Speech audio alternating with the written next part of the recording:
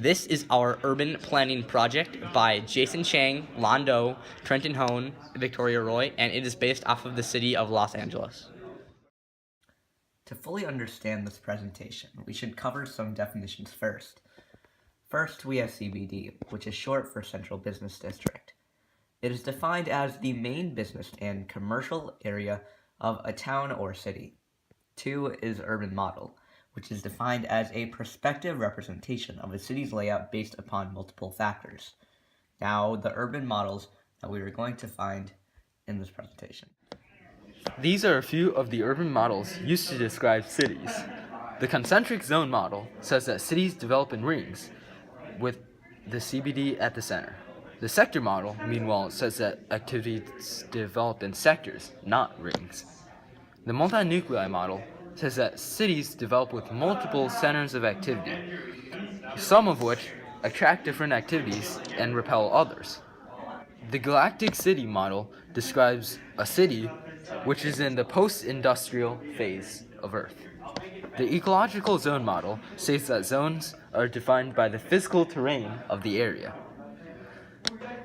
And the keno-capitalism model says that different districts are laid out in random grids and everything is defined by random factors. The Latin America city model says that the CBD is the center, which is connected to another commercial zone on the outer part of the city by a retail corridor, which is lined by sector of elite. Meanwhile, rings of progressively worse residential areas extend out from the center. A spine of industry also extends out from the CBD. The Southeastern Asian city model is based upon a seaport, which many Southeastern Asian cities are based on. The Islamic city model has a structure that is based on religious beliefs. These Islamic cities contain mosques at the center and walls to guard their perimeters. The keno-capitalism's main premises is that because of advancements in the internet and transportation, activities are not affected as much by the distance. In Los Angeles, the keno-capitalism model is shown due to the seemingly random distribution of services. The fashion district is next to the Los Angeles Trade and Technical College, which is a very ironic situation. On the other hand, the multinuclei model may explain this random distribution. The multinuclei model states that a small nucleus has been spawned from a large nucleus and it may grow to become a large nucleus. Something that we have seen here in Los Angeles is an example of Pomona spawning from the main nucleus. In addition to the main CBD in the middle of the city of Los Angeles, there are centers of activity and residents are popping up on certain spots in the coast and in other parts of the large city of LA. So what is the best model combinations for future cities? Our group decided that the best options seem to be a combination of both the multiple nuclei model and the concentric zone model. And the reason we say this is because these cities need spaces to fit all the people that keep coming here. The multiple nuclei model makes sense because as these cities grow, they tend to develop centers of activity that have their own services attracted to them. So we highlighted 3 steps to developing the combination of both multiple nuclei and concentric models. And the first one is to have a city grow. And as stated earlier, this is in a series of rings that emanate out from the CBD. The second step is that bigger cities will often form and develop multiple nuclei. And this is just from a population going towards certain centers of activity. And the third step is that these nuclei will form rings around the center, just like the concentric zone model. Here are some of the pictures of the CBD in Los Angeles. On the left, you can see a large-scale image of the entire city of Los Angeles, where on the top right, you can see the CBD of Los Angeles. On the bottom right, you can see the population density of certain areas in Los Angeles. And we can see that the CBD is centered around areas of high population density. Ethnic, social, and cultural enclaves separate those of different ethnicities, classes, and culture.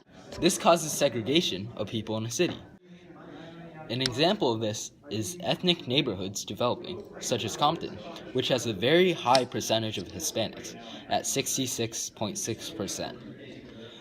What this may do is cause higher crime and drug rates, as minorities tend to have lower incomes, and this may concentrate low-income families. This is distribution of services. Retailers are beginning to move away from CBDs into cheaper areas such as suburbs. CBDs are primarily businesses and professional lines of work.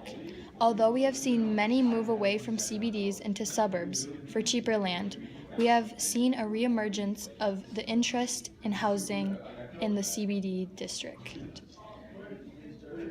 one which has led to even higher prices in CBDs. There are many green spaces in the CBD to attract business services such as Pershing Square and Vista Hermosa Natural Park, among others. There are many social problems that can occur in urban development, and the first of that is Section 8 housing. So this is a form of public housing that requires those who desire benefits to apply. However, this has problems, meaning that some poor people that need the program don't have access to it because they don't fit the requirements, and it can also be exploited by those who don't actually need it. The second of that is called redlining, which is when banks draw a line on a map and refuse to give loans to that area. And this can really affect inner city neighborhoods, as they don't have the ability to get loans and buy homes. And it's illegal, but it's incredibly hard to enforce. The third problem is called filtering, which has caused many areas to have lower land value because many don't want to live there. And this is the process of a apartment building or a home that has been rezoned to degrade. And as what happens is that the owner doesn't pay for maintenance anymore because it's not financially plausible, and then people slowly move out, and this causes a lot of infrastructure problems in the inner city. There's also improper zone ordinances, which have caused some areas to degenerate, causing lower land value. More problems include the existence of the underclass, which is where the poor are trapped in a continuous cycle of poverty, many of which have no chance of escaping the lack of money. This often stems from the lack of proper education and the culture of poverty that does not stress hard work at school. Another problem includes gentrification, which is where middle class move into the inner city and revamp the houses and make them better. This is our urban model plan of Los Angeles. Accessibility to the CBD is included in the multi-nuclei model, as the CBD is a nuclei for business services. LA is also based on both the Keno-capitalism model and the multi-nuclei model. The Keno-capitalism model is beneficial as it is seemingly randomness allows for different varieties of services to be located in many parts of the CBD, and it is not confined to certain sectors. The multi-nuclei model helps explain LA's massive size, as it does not make sense for the city being that large to revolve around only one focal point. So this is our urban model plan of Los Angeles into the future. So in order to plan for the future of Los Angeles, we will do things such as increase spending on public transport, as it has been proven that the use of the car is both inefficient space-wise and energy-wise. And this increased funding to public transport will lead to more people using it and a healthier city.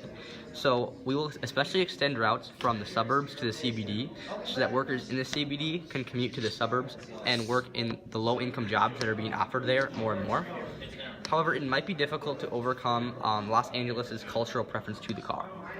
We will also further integrate wind power due to our proximity to the ocean, and this proximity to the ocean really helps us have strong winds, and we believe that we can truly fund clean energy using this energy source.